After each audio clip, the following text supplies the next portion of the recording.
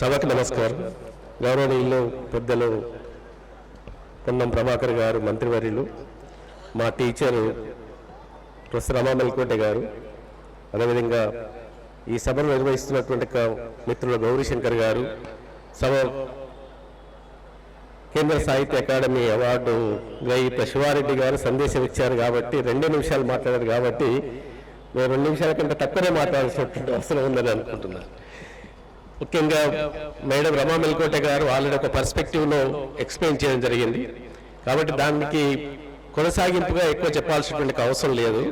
పుస్తక ప్రియులంతా ఇక్కడ ఉన్నప్పుడు పుస్తకాల గురించి ప్రాముఖ్యత చెప్పాల్సినటువంటి అవసరం లేదని నేను అనుకుంటున్నాను.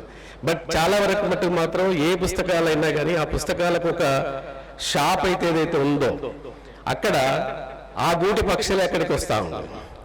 అంటే ఒక లెఫ్ట్ ఓరియంటెడ్ బుక్స్ ఉన్న షాపు కొన్ని ఐడెంటిఫై అయినటువంటి ఉన్నాయి, రైట్ ఓరియంటెడ్ ఉన్నటువంటి బుక్స్ ఉన్నాయి, కొన్ని హక్కులకు సంబంధించినటువంటి పుస్తకాలకు షాపులు ఉన్నాయి. అక్కడ కేవలం మళ్ళీ ఆ గ్రూపు మిత్రులే కలిసేటువంటి అవకాశం ఈ యొక్క ప్రధానంగా ఈ బుక్ ఫేర్ సందర్భంగా కలుసుకునేటువంటి అవకాశం కావచ్చు, ఇలాంటి చర్చా గోష్ఠులు నిర్వహించేటువంటి అవకాశం కావచ్చు, లేదా నూతన పుస్తకాలు రావచ్చేటువంటి అవకాశం జరుగుతూ ఉంది. ముఖ్యంగా ఒక సూచన చేయదలుచుకున్నటువంటిది ఏంటంటే చాలా బుక్స్ అనేటువంటివి వస్తున్నాయి, కానీ ఎంత మేరకు ఆ పుస్తకాలను మనం అధ్యయనం చేస్తున్నాం అనేటువంటి ప్రశ్నను ఒకటి తీసుకున్నట్లయితే ఇటీవల యుఎస్లో ఒక పబ్లిక్ లైబ్రరీకి వెళ్ళినప్పుడు ఆ లైబ్రరీలో ఆయా పుస్తకాలు చదివిన తర్వాత తీసుకొచ్చి ఆ బుక్స్ను అక్కడ డొనేట్ చేస్తారు. చేసినటువంటి పుస్తకాలను మళ్ళీ మిగతా వాళ్ళు చదివినటువంటి వాళ్ళ పుస్తకాలను తీసుకెళ్ళి వాళ్ళు చదివి మళ్ళీ తీసుకొచ్చి చేస్తుంటారు.